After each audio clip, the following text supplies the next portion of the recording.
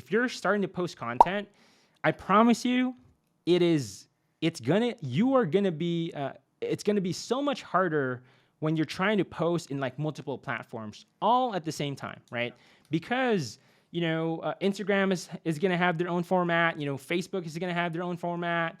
YouTube, TikTok, they're gonna have all of their different formats, right? So you want to focus with one platform first, right?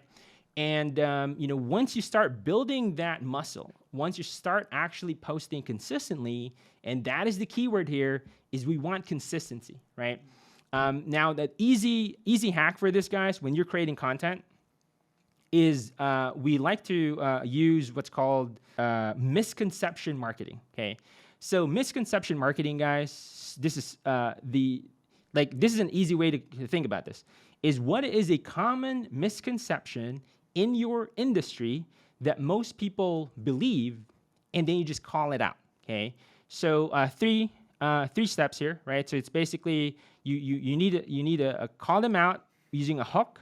You call out the misconception, and then second is you tell a story and you explain why it's a misconception and what it really is supposed to be, and then you close with a call to action on what you want them to do, whether it's like this message, follow me for more tips just like this, or click the button, DM me for help. I'd love to go over a free review with you on how to create this game plan for you to get pre-approved, right?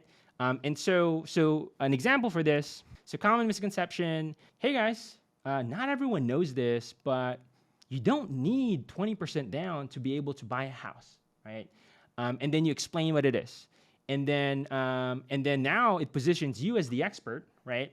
And then you just have, hey, if you want to learn more about this, click the button below, subscribe, and I'll see you in the next video, right? So it's very easy, there's but it's catchy too, right? Because it's something that people are looking for because it is a misconception. That Okay? also speaks to kind of a way to circumvent the expert's curse.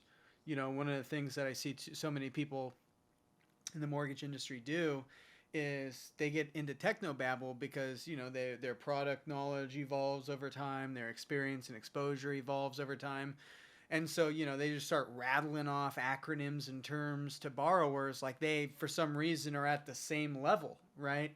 And the thing I love about this misconception marketing is you get to talk about things that position you as an expert that even if you're fresh to the industry is deployable because you only have to be a week ahead of the class, right? So it's like if you know more than your borrowers, you're golden. And if you, as long as you have for the things you don't know, as long as you have a place to go, an outlet to get that information, which obviously if you have a branch manager or whatever, you should be fine. So I really like that strategy because whether you've been doing this for so long that you're kind of subject to the expert's curse and you complicate things, or if you're new, the misconception marketing is something that really everybody could do to position themselves as an authority in a market in a simple way, which is I think it's a great tactic. Right. And I mean, you brought up also, Preston, it's very important, guys, that we want to use very simple layman terms, right? Because, I mean, that's like the general population has an average reading level of grade 5 level, right? And so you want to use words that, especially being, depending on your industry, right? Now, in the mortgage industry, there's so many complicated terms. And so we really want to dumb it down, right? And that's why this technique, this misconception marketing is really an easy strategy. And then more importantly, if you guys need another tactic to even make it more simple, is using analogies, right? Like what are analogies that you guys can use to make it even simpler and easy for them to understand based on their just, common words, Well, that right? kind of even goes into Russell Brunson's kind of like bridge. Hmm. Anytime Right. he's trying to explain something, and obviously he coined this, I believe. But anytime he's trying to explain something, the example he uses is when they were selling ketones to Hmm. get people into ketosis. his example is, he's talking about ketones, and then it's, where most people get super technical with like the biological terms and all that, and then obviously the consumer zones out because they can't go there with you. What he does instead is he goes, ketones are kind of like if you had 1,000 motivational speakers flowing all throughout your body at the same time, right? And it's like, well, what does that really mean? I don't know, but would a kid kind of understand it? Yeah, and so the kind of like bridge almost sounds like what you're talking about is like using analogy, using simple comparison to be able to make it so the average person can understand. Right. Yeah, and and this is really important, right? Because I mean, a confused prospect, is never going to be a buyer, right?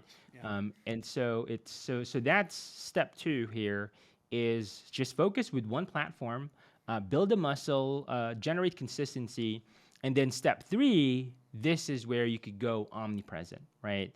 This is where you are able to now take one piece of content and repurpose that content, right? It's and there's a lot of tools already for this that you guys can even leverage. A lot of AI tools that even help with this. But this is based on our experience, guys. Is there's so many people out there that kind of make it sound so easy. But the truth of the matter is, you want intentionality here, and you want the consistency. So focus with one platform. Once you have that, now you could go omnipresent, and you create a long-form piece of content, right? Whether it's a 2 to 3 minute video, and then from that 2 to 3 minute video, now you could repurpose that. Let's say you start, you post that in YouTube, for example, or you could post that in Facebook. These are like more like long-form pieces of content, and then from there you could chop that up, right? You could chop it up to having like 4 or 5 30-second videos, right? And then those 30-second videos, 15-second, 30-second videos, now you post it in TikTok, Instagram, Facebook, right? LinkedIn, right? YouTube Shorts. And so, and then the other thing is when you have the website, which we talked about earlier, you want to also post that into a blog, right? You can embed the YouTube video within a blog article, which it's also going to help with your SEO because blog articles, these rank really, really well. And so, and then from there, once you have a blog article, you want to also send that into your email list, right? Into your CRM. And so now you're really targeting and hitting them in all of the platforms. And that's why, I mean, if, you guys probably seen us, if you've been following us around, you just see us constantly everywhere, right? Because this is what we're doing is we're being omnipresent. We're hitting you guys in all of the platforms. That way we stay top of mind, but then also we're also building that relationship.